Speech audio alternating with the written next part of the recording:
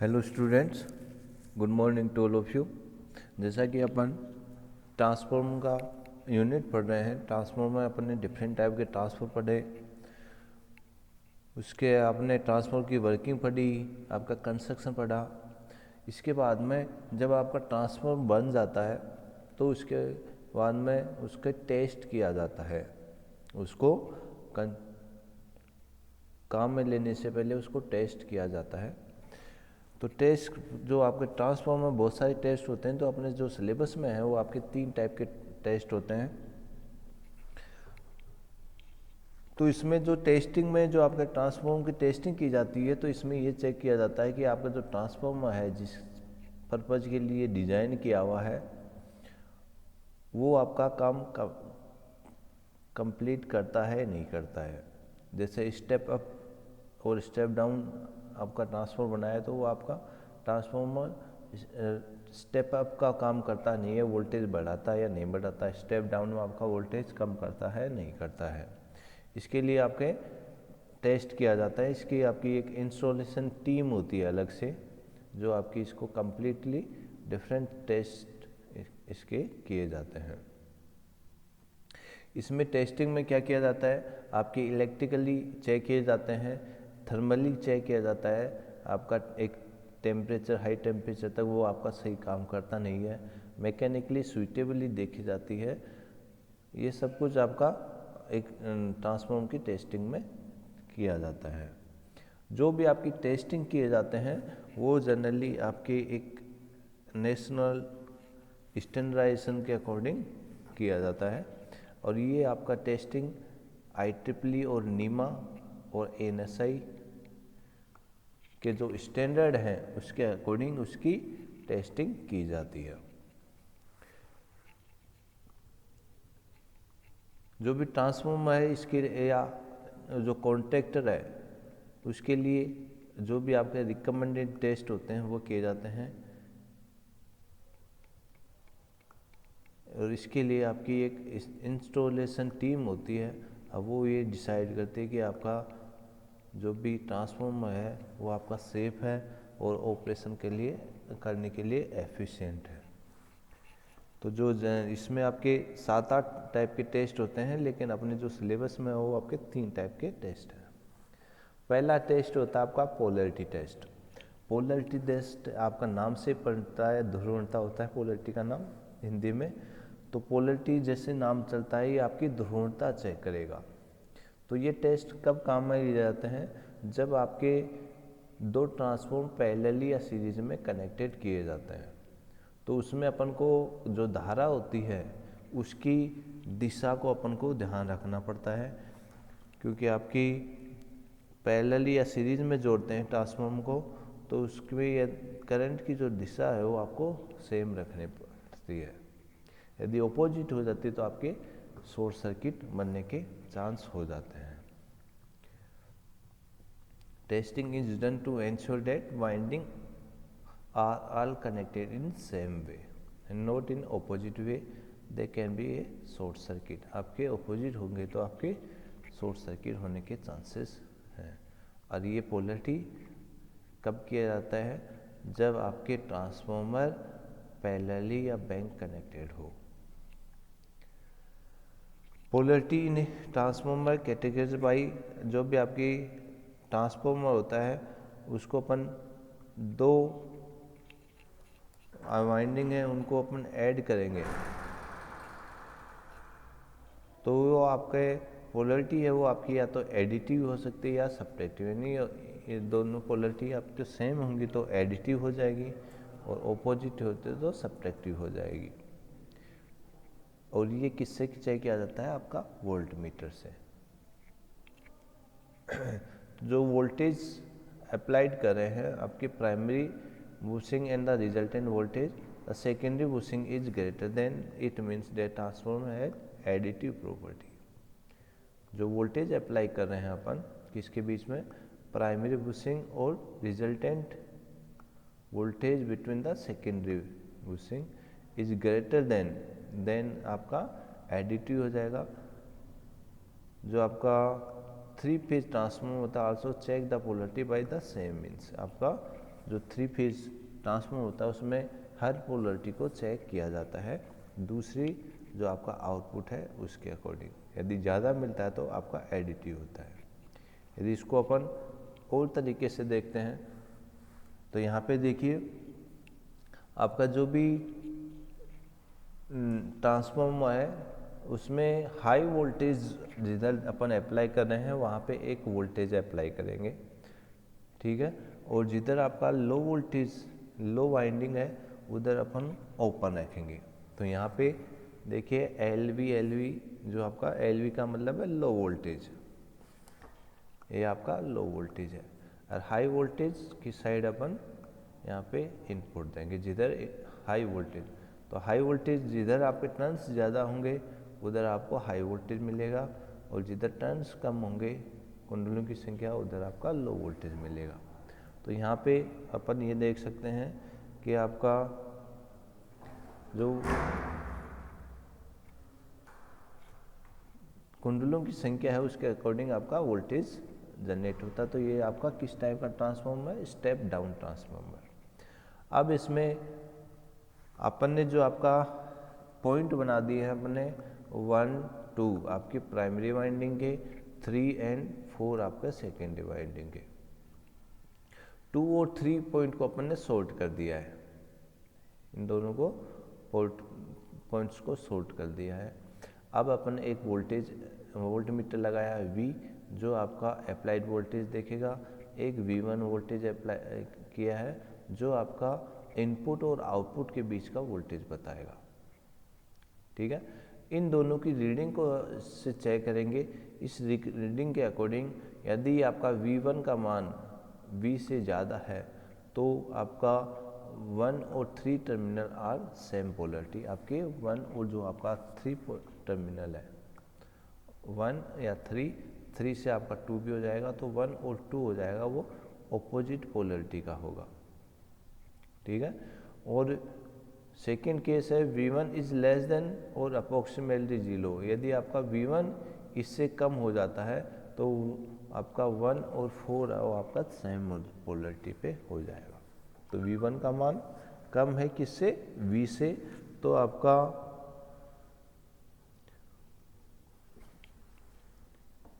जो point terminal है 1 और 4 आपका सेम पोलरिटी होगा। इस तरीके से अपन पोलरिटी चेक कर सकते हैं और जो भी आपके ट्रांसफॉर्मर है उनको एक साथ कनेक्ट कर सकते हैं।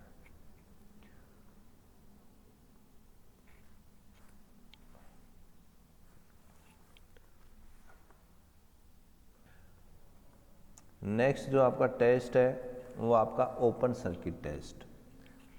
ओपन सर्किट टेस्ट में आपका जो डायग्राम बता रखा है उसके अकॉर्डिंग करेंगे। जो आपका हाई वोल्टेज है उसको अपन ओपन रखेंगे और जो आपका लो वोल्टेज है उसको के ऊपर अपन वोल्टेज अप्लाई करेंगे। यानी जो भी आपकी जो ट्रांसफॉर्मर है ये आपका ट्रांसफॉर्मर है, इसमें जिधर आपका हाई वोल्टेज टर्मिनल है उसको अपन ओपन रखेंगे। तो कोई भी ट्रांसफॉर्मर ले लीजिए जिसमें आपका हाई वोल्टेज टर्मिनल आपको दिया होगा और लो वोल्टेज टर्मिनल दिया होगा। तो हाई वोल्टेज टर्मिनल को आपको ओपन रखना है और जिधर लो वोल्टेज है उधर अपन वोल्टेज अप्लाई करेंगे। तो वोल्टेज अप्लाई करने के लिए यहाँ पे एक वेरिएबल रियोस्टेट है, ठीक है। और अप्लाइड वोल्टेज के लिए अपन यहाँ पे एक वोल्ट मीटर लगा दिया है, एक आपने अपने पावर मेजर करने के लिए वाट मीटर लगा दिया है, एक इसमें से बहने वाली धारा है उसके लिए अपन ने एक करंट लगा दिया है। तो इनको अपन इस डायग्राम के अकॉर्डिंग अपन चेक करेंगे। उसके बाद में अपन यहाँ से एक पर्टिकुलर फ्रिक्वेंसी का वोल्टेज अप्लाई करेंगे यहाँ से। अब कितना वोल्टेज अपन को चाहिए उसके अकॉर्डिंग अपन इसको वेरी करवाएंगे। ऑटो ट्रांसफॉर्मर में इस जो आपका ये वेरिएबल है इसको अपन वेरी करवाएंगे। अब इनकी जैसे ही आपकी एक पर्टिकुलर इसमें से जो करंट बहेगी IE, क्योंकि ओपन है तो आपकी इसमें से लोड होगा, आपकी आउटपुट इसमें कोई करंट फ्लो नहीं होगी और इसमें से एक करंट फ्लो होगी। आई ई, इसको अपन आई ई का मान दे देते हैं। इस आई ई का मान आपका जो आपकी फुल्ली लोडेड यानी इसके ऊपर अपन ने शॉर्ट कर दिया है, उस समय जो करंट बहेगी उसको शॉर्ट कर दिया है, इसमें से करंट बहेगी वो अब जो बह रही है वो आपका 2 से लेकर के 10% ही होती है। यानी अभी क्या है, नो लोड है। लो लोड में जो आपकी करंट बहेगी वो आपकी फुल्ली लोडेड से 2% यानी बहुत ही कम होती है, 2% से लेकर के 10% ही होती है। अब इस केस में जो भी आपकी वोट मीटर की जो भी रीडिंग आएगी वो आपका कोर लॉस बताएगा। ठीक है, यहाँ पे voltage give reading equal to the rated value of voltage of, जब तक अपन उसको वेरी करवाएंगे जब तक आपका जो है after reading rated L V side V record all the 3 instrument, आपका वोल्ट मीटर, एमीटर और वाट मीटर की अपन रीडिंग ले लेंगे। इस केस में जो भी आपकी करंट रहेगी नो लोड करंट, ये आपकी बहुत ही कम रहती है जब इसको ट्रांसफॉर्मर को अपन फुल्ली लोडेड करेंगे। तो इसमें जो भी आपका वोल्टेज ड्रॉप होगा वो आपका बहुत ही कम ड्रॉप होगा ट्रांसफॉर्मर के एक्रॉस, क्योंकि करंट का मान आपका बहुत कम है। अब जो भी आपका वोल्टेज रीडिंग आएगी, जो आपकी सेकेंडरी वाइंडिंग है इसके अक्रॉस जो भी रीडिंग आएगी वो आपका अपन वोल्ट मीटर की सहायता से कैलकुलेट करेंगे। इसका मान आ गया V1। और वाट मीटर रीडिंग होगी वो आपकी input power during the test. ठीक है, तो यहाँ पे जो भी वाट मीटर की रीडिंग आएगी वो हमेशा किसको बताएगी, कोर लॉस को बताएगी। क्यों? क्योंकि आपका जो सेकेंडरी आपकी वाइंडिंग है उसमें से कोई करंट फ्लो नहीं होता है, तो उसमें आपका कोई कॉपर लॉस नहीं होगा जो भी लॉस होगा वो सारा का सारा आपका कोर लॉस ही होगा। और इसमें जो प्राइमरी वाइंडिंग में भी जो भी आपकी करंट बह रही है आई ई, ये भी आपकी बहुत कम होती है। ये लगभग आपकी फुल्ली लोड से आपकी 2 से 10% ही होती है। इसलिए प्राइमरी में भी जो करंट फ्लो होगी वो आपकी कम है, तो उसकी वजह से कॉपर लॉस भी आपका कम होगा। अब जो भी इसमें लॉस होगा, जो भी आपके वाट मीटर की जो रीडिंग बताएगी वो किसको बताएगी, आपकी कोर लॉस को। और ये कितना रहेगा आपका P0 जो रीडिंग आएगी, इसका अपन मान इससे निकाल सकते हैं। P0 इक्वल टू V1 का स्क्वायर अपॉन RM। RM होगा वो आपका शंट ब्रंच रेजिस्टेंस हो जाएगा ट्रांसफार्मर का। इस तरीके से ZM जो आपकी इम्पीडेंस हो जाएगी V1 अपॉन I, क्योंकि आपकी जो भी ट्रांसफार्मर है इसमें आपकी रजिस्टर ही नहीं होता है, उसका कुछ आपका कैपेसिटेंस भी होता है, तो उसकी वजह से इसका ट्रांसफार्मर का अपन इम्पीडेंस बताएंगे।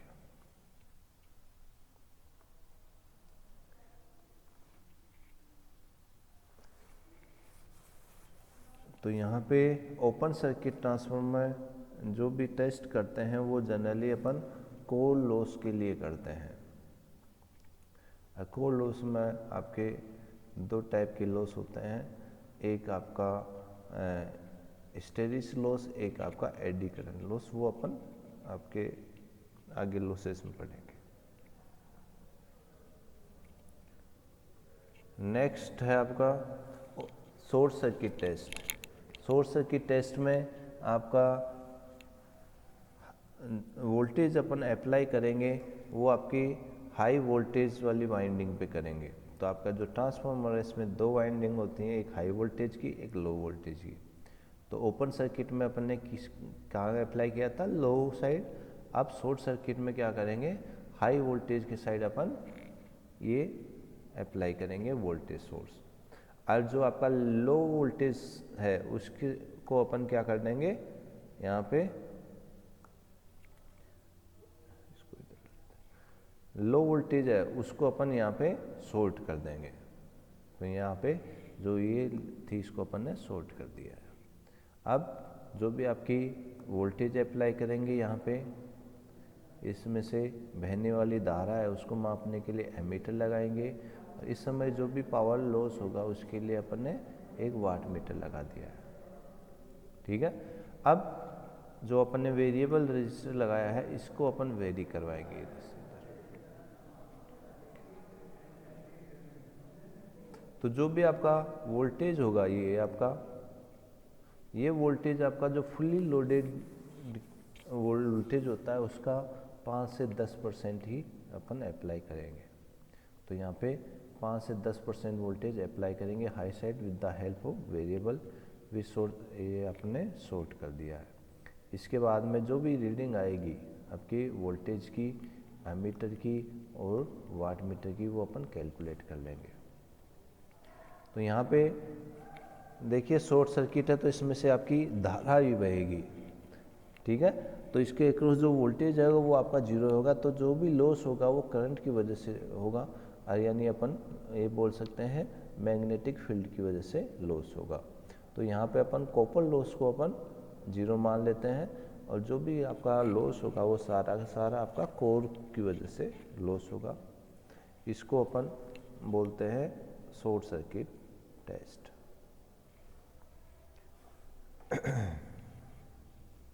अब यहाँ पे जो अप्लाइड वोल्टेज है इसको स्लोली इंक्रीज करेंगे, और जब तक आपका वाट मीटर और एमीटर की रीडिंग सेम नहीं आ जाए तब तक इसको अपन वोल्टेज को बढ़ाते जाएंगे। ठीक है, तो आपका एक रेटेड करंट आएगी तब तक आपका एचवी साइड से अपन वोल्टेज रीडिंग ले लेंगे। उस समय वोल्ट मीटर, एमीटर और आपकी वाट मीटर की अपन रीडिंग लेंगे। तो इसमें ammeter readings gives the primary equivalent of fully load current, जो भी आपकी आईएल में जो आपकी करंट फ्लो होगी उसका वोल्टेज अप्लाई करेंगे। अब यहाँ पे voltage applied for fully load current is short circuited test on the quite small compare to the rated voltage. और जो भी आपका वोल्टेज आ रहा है वो आपका बहुत ही कम होता है जब उसको अपन फुल्ली लोड करते हैं। तो इस समय जो भी आपका लॉस आता है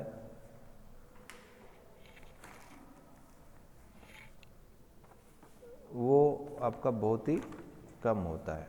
तो इस समय जो भी आपका आउटपुट जो आपका रीडिंग आएगा उसको अपन VSC बोलेंगे, शॉर्ट सर्किट वोल्टेज। और वाट मीटर की जो भी रीडिंग होगी वो आपकी रीडिंग होगी वो हमेशा किसको बताएगी, आपकी कॉपर लॉस को। क्यों? क्योंकि उसमें आपका आउटपुट वोल्टेज होगा, शॉर्ट सर्किट है तो आउटपुट वोल्टेज होगा वो आपका जीरो हो जाएगा, आपकी मेनली करंट ही रहेगी। अब इसमें जो भी लॉस होगा करंट की वजह से होगा, और करंट आपकी लॉस होगा वो आपका कॉपर लॉस को बताएगा।